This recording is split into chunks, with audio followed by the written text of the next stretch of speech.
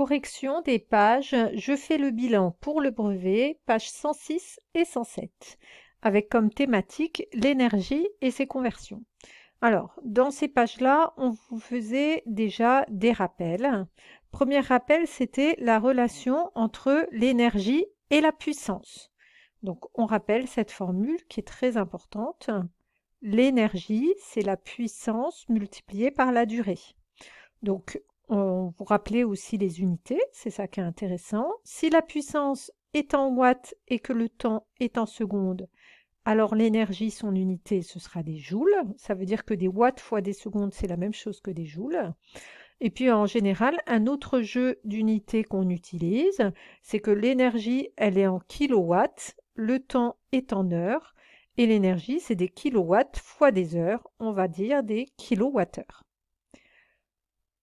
On vous faisait aussi quelques rappels d'électricité. Premier rappel, déjà le fait que les dipôles peuvent être branchés en série, en dérivation, et le fait qu'on peut calculer les intensités et les tensions grâce aux lois des intensités et des tensions dans les montages série et dérivation. Deuxième rappel, c'est la loi d'Ohm. U est égal à RI. Les unités U est en volts, I est en ampères, et dans ce cas-là, R est en ohms.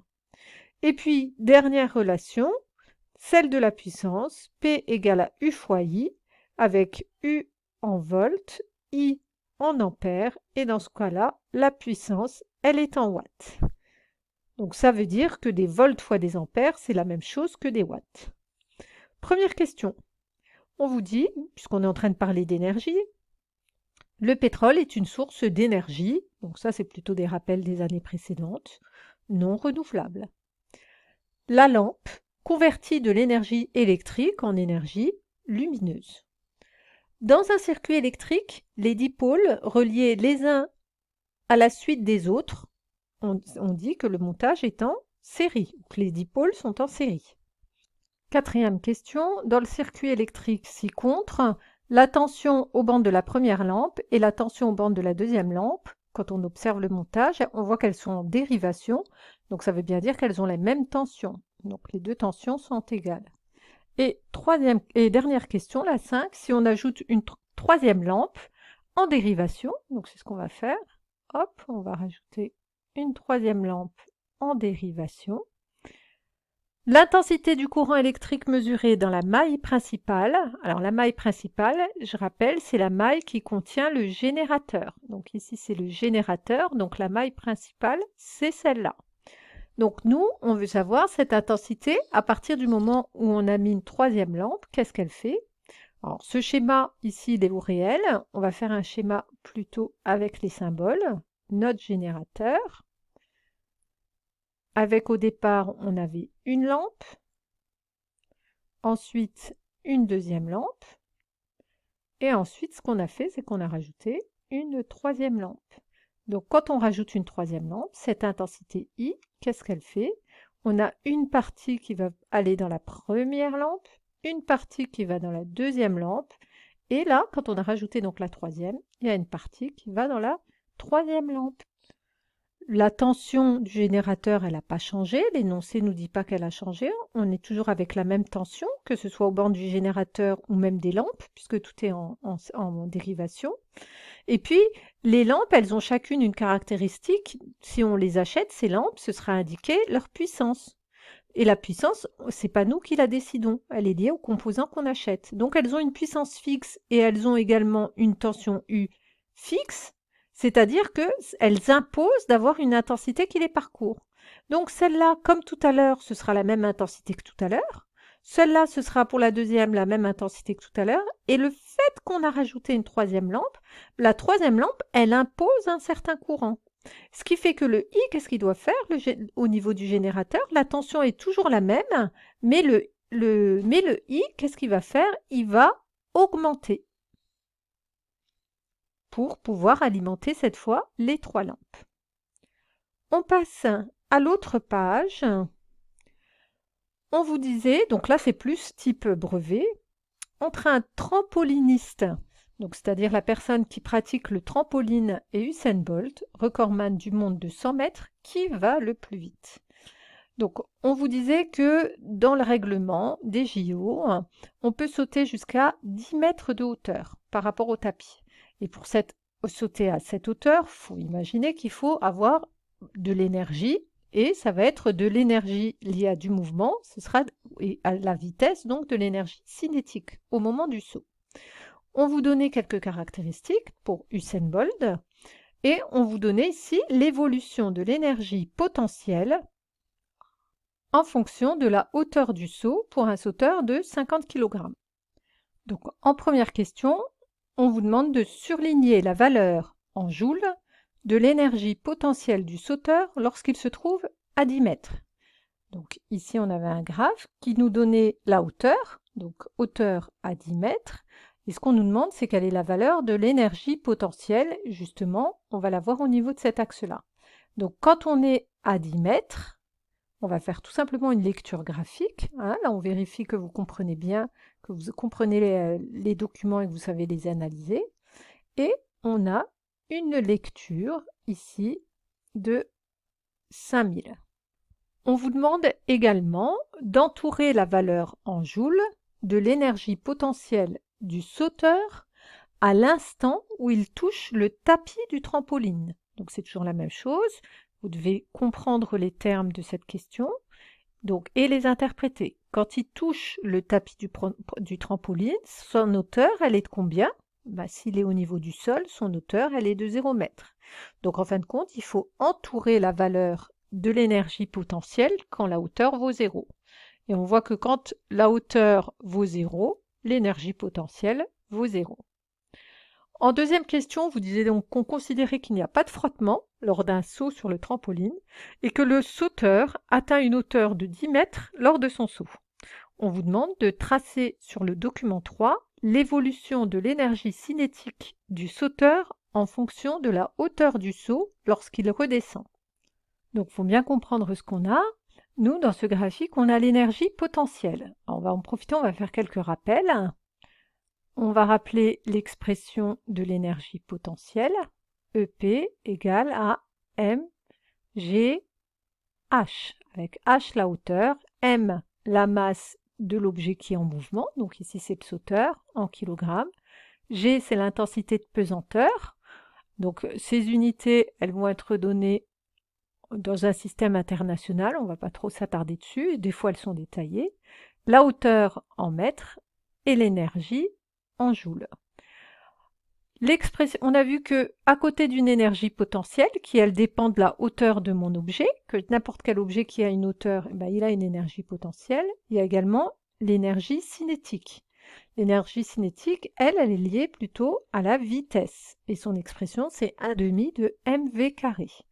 Donc ici dans cette expression, m c'est toujours en kilogrammes, la vitesse c'est en mètres par seconde, et l'énergie en joules. Et puis on avait vu une dernière chose, on avait vu que lorsqu'il n'y a pas de frottement,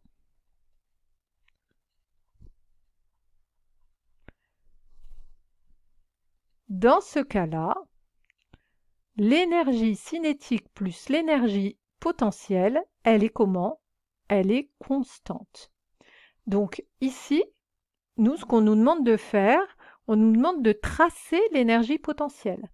Donc si elle est constante, quand je vais sommer les deux, je vais toujours avoir la même valeur, eh bien, il faudrait que je sache à quoi égale la somme des deux. On peut... est-ce qu'on a des renseignements sur l'énergie cinétique? On arrivera à avoir l'énergie cinétique que si on connaît la vitesse de notre sauteur. Alors justement, la vitesse du sauteur, est-ce qu'on la connaît ou pas? Elle n'est pas donnée, on ne nous dit pas au départ à quelle vitesse il part. Par contre, on sait que pile au moment où le sauteur est en train de sauter et pile au moment où il va redescendre, ce moment ici précis, le moment où entre la montée et la descente, on connaît sa vitesse et ce moment précis, sa vitesse, elle est égale à combien? Vous voyez, il y a une mini fraction de seconde, il s'arrête le temps de rechanger de direction. Et donc sa vitesse ici, elle est égale à 0 mètres par seconde. C'est-à-dire qu'on peut calculer l'énergie cinétique quand il est tout en haut.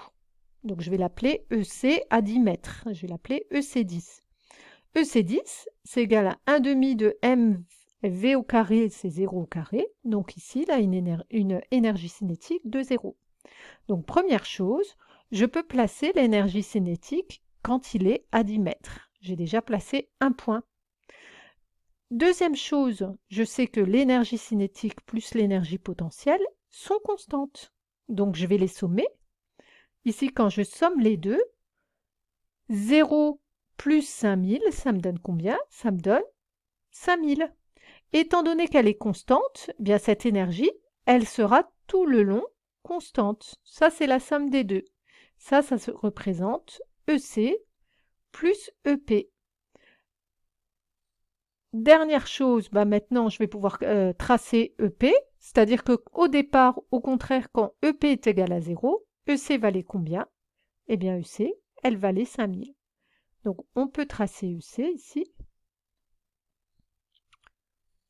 Ici, on a la courbe de EC.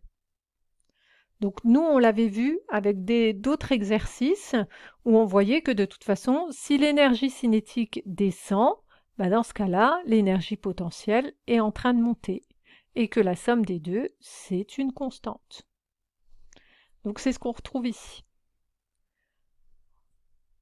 On vous demandait en question 3 de cocher l'expression correcte de l'expression ou de la valeur de V d'un sauteur d'une masse m ayant une énergie cinétique EC. Donc dans cette question-là, nous on sait que EC c'est égal à 1 demi de mv carré. Mais maintenant, ce qu'on vous demande, ce n'est pas l'expression écrite comme ça, on vous demande l'expression V égale. C'est-à-dire qu'on veut essayer d'isoler l'inconnu V. Alors, comment on fait pour isoler ici l'inconnu V? On va y aller par étapes. Hop, on va décaler un petit peu ça. Alors, moi, j'aimerais bien avoir V tout seul. Donc, je vais déjà commencer par isoler V au carré. Donc, si je veux isoler V au carré, je vois que ce qui me dérange, premièrement, c'est le 2. Donc, le 2, je vais le faire passer de l'autre côté. Donc, une façon de faire passer le 2 de l'autre côté, pour bien détailler les calculs, il y en a qui vont y aller plus rapidement, qui vont directement mettre le 2 de l'autre côté. Moi, je vais détailler. Eh bien, je vais multiplier des deux côtés par 2. Étant donné que c'est une égalité, si je fais la même chose des deux côtés, ça ne change rien. Et le fait d'avoir fait ça, ça me permet ici de simplifier 2. Ensuite, autre chose, j'ai le m qui me dérange, alors je vais simplifier des deux côtés, je vais diviser des deux côtés par m. Le fait d'avoir fait ça, ça me permet ici de diviser par m. J'obtiens quoi? J'obtiens que v au carré égale à 2 fois EC divisé par m. Donc, v est égal à racine de 2 EC sur m. Alors, il fallait justement calculer la plus grande vitesse qu'il peut atteindre, ce sauteur. On voit bien que la vitesse la plus grande possible, on l'atteint quand l'énergie cinétique est la plus grande possible. Donc tout à l'heure, on a vu que l'énergie cinétique max, d'après notre graphique, elle est égale à 5000. Donc on a la valeur ici de 5000. On a toutes les valeurs. Donc on en déduit que sa vitesse, elle est de 14 mètres par seconde. Dernière question, est-ce que ce trampoliniste va plus vite qu'Usain Bolt? Donc on a la vitesse d'Usain Bolt, qu'on va noter VUB, et puis la vitesse du trampoliniste qui est de 14 mètres par seconde. Pour les comparer, on va toutes les mettre en kilomètres par heure, donc 14 fois 3,6, on trouvait 51 km par heure. Donc est-ce qu'il va plus vite qu'Usain Bolt? Effectivement. Donc le trampoliniste va plus vite qu'Usain Bolt, alors que Usain Bolt est quand même le recordman du monde du 100 mètres.